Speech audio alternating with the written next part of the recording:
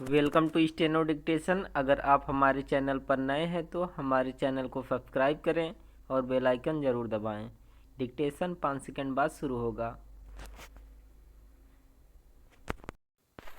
Start. Supreme court ने छल बल से मतांतरण को संविधान विरुद्ध बताते हुए केंद्र सरकार से इस विषय पर हलफनामा मांगकर यही रेखांकित किया कि वह इस विषय को लेकर गंभीर है। अब ऐसी ही गंभीरता केंद्र सरकार को दिखानी चाहिए। यह ठीक नहीं कि कुछ समय पहले इस मामले की सुनवाई के दौरान वह समय पर हलफनामा पेश नहीं कर सकी थी।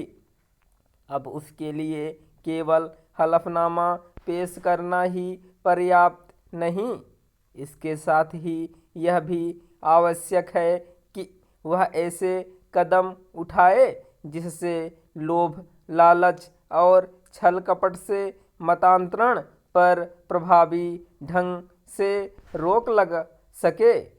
इससे संतुष्ट नहीं हुआ जा सकता कि 9 राज्यों ने छल बल से कराए जाने वाले मतांतरण को रोकने के लिए कानून बना रखे हैं, क्योंकि सच यह है कि ये कानून अभीष्ट की पूर्ति नहीं कर पा रहे हैं।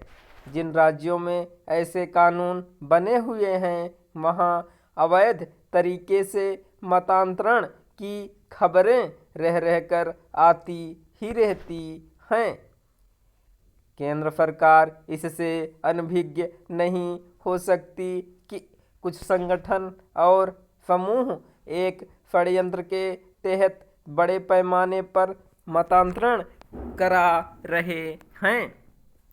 इसके चलते देश के कई हिस्सों में जनसंख्या का संतुलन बिगड़ गया है।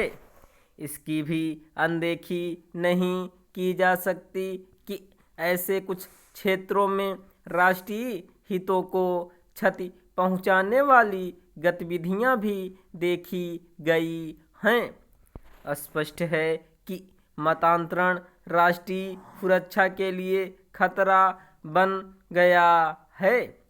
पिछले दिनों सुप्रीम कोर्ट ने यह कहा भी था कि अवैध मतांतरण देश की सुरक्षा के साथ उसकी अखंडता के लिए खतरा है। तब सुप्रीम कोर्ट से सहमति जताते हुए केंद्र सरकार ने यह बात कही थी कि पंथ प्रचार की स्वतंत्रता जबरन मतांतरण की छूट नहीं देती, लेकिन तथ्य यही है कि यह छूट ले ली गई है। मतांतरण में लिप्त संगठन पंथ प्रचार की स्वतंत्रता का केवल दुरुपयोग ही नहीं करते, बल्कि वे पंथ विशेष को सबसे सच्चा और अच्छा बताने के लिए दूसरे पंथों और उनके देवी देवताओं को हीन एवं झूठा भी ठहराते हैं। यह सब पंथ प्रचार की स्वतंत्रता की आड़ में हो रहा है। इसे तत्काल प्रभाव से रोकना होगा।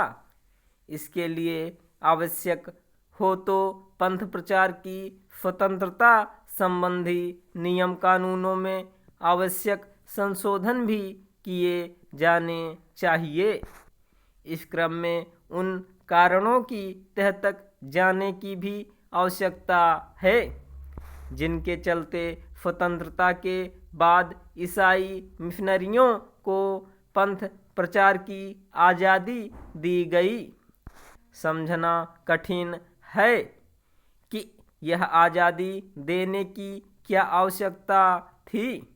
उचित यह होगा कि केंद्र सरकार अवैध मतांतरण पर रोक लगाने के लिए अपने स्तर पर कोई कानून बनाए जिससे इस राष्ट्रघाती समस्या से राष्ट्रीय स्तर पर निपटा जा सके। केंद्र सरकार को यह समझना होगा कि केवल 9 राज्यों में मतांतरण रोधी कानून से इस गंभीर समस्या का समाधान नहीं किया जा सकता। स्टॉप।